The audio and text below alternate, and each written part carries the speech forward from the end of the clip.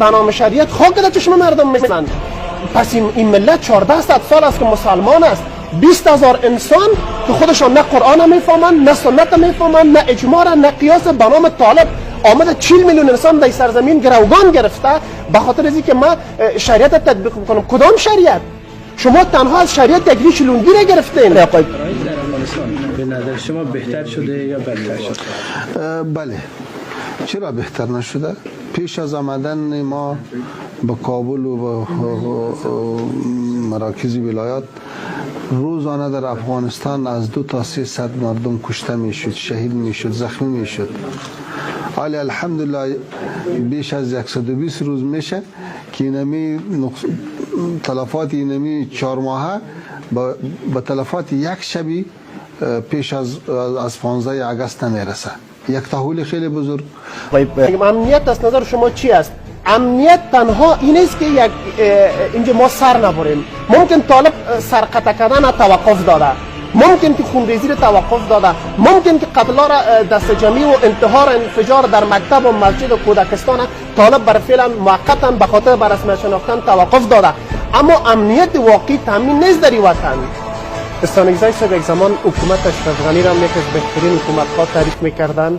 اشرف غنی را یکی از بهترین کادرها تعریف می‌کردند و او را نابغه می‌گفتند و کسی هم که اگر علیه اشرف غنی اعتراض می‌کرد استانگزای صاحب را به گیلاس می‌زد. امروز استانگزای صاحب از مردم افغانستان نسبت اینمی دیدگاه اینمی موقف گذاشته خود باید یک معذرت بخواهد که ما از یک متعصب، از یک فراری، از یک فاشست، از یک قومگرا، از قاتل مردم افغانستان دیروز حمایت کردم. ما معذرت میخوایم. استانگزای بی جرأت بکنه و در دنیای سیاست یک معمول شود که ما از اشتباهات خود درس بگیریم. یک استانگزای صاحب میگه که اول باید طالب بر رسمیت شناخته شود، بعد پول بده. من میگم استانگزای صاحب در کجای علوم سیاسی گفته شده که ملت قبولت نکنه خارجی قبولت داره؟ در کجای علوم سیاسی است؟ در کدام سازمان بین المللی مردم؟ بله مردم قبول نداره. مردم با اینمی مفکوره، با اینمی چهره، با اینمی لباس، با اینمی قیافه، با اینمی برداشت افراطی که اینا از دین داره، مردم طالب قبول نداره. مردم خودش از طیاره مندازه، از حکومت طالب فرار میکنه. مردم برین در ریاست پاسپورت چی حال است؟ در تمام افغانستان کلانترین دغدغه و آرزوی مردم دریافت پاسپورت است. به دلیل از این دریافت پاسپورت است که مردم این نظام قبول نداره، این اندیشه را قبول نداره.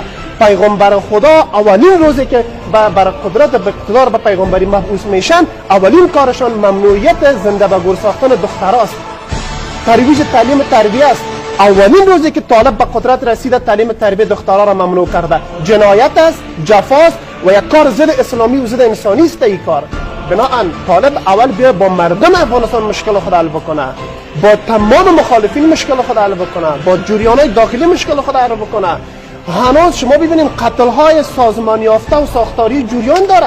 مخالفین دیروز خود به شدت سرکوب میکنن، معترضین خود سرکوب میکنن. شما معترضین دیدین گفتن در جاده های پایتخت بیرون شدن، گفتن از امریکا خواستن که کل افغانستان را آزاد بکنه. اینها چی معنا میده؟ یا حمایت مردم از حکومت نیست؟ متاسفانه همه حکومت ها یک مشت از بلیگوی، یک مشت از نوکر و یک مشت از چاپلوس ها را می داشته باشه که یک گروه دیروز ما شاهد بودیم که آمدن جنایت، خیانت، فساد، قومگرایی، تعصب، برداشت افراطی از دین دیروز بیرق بلند کردن که ما تایید میکنیم. کجا تایید میکنن؟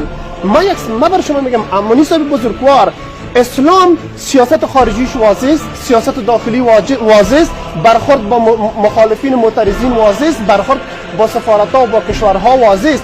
امی شریعت که اینا میخواین، اون کدام شریعت است؟ بیاره نمیره به جامعه جهانی بگوین که ما اینو تو یک شریعت میخوایم، این تو یک ساختار میخوایم، این تو یک نظام میخوایم. من میگم که شریعت یک وسیله است، شریعت یک بهانه است. شریعت بنام شریعت خاک در چشم مردم میزنند. پس این ملت 1400 سال است که مسلمان است. 20,000 انسان که خودشان نه قرآن میفهمند، نه سنت میفهمند، نه اجماع، نه قیاس، به نام طالب آمده 40 میلیون انسان در سرزمین گروگان گرفته به خاطر از اینکه ما شریعت تطبیق میکنیم. کدام شریعت؟ شما تنها از شریعت یک ریش لنگی را گرفتین. امنیت از نظر شما چی است؟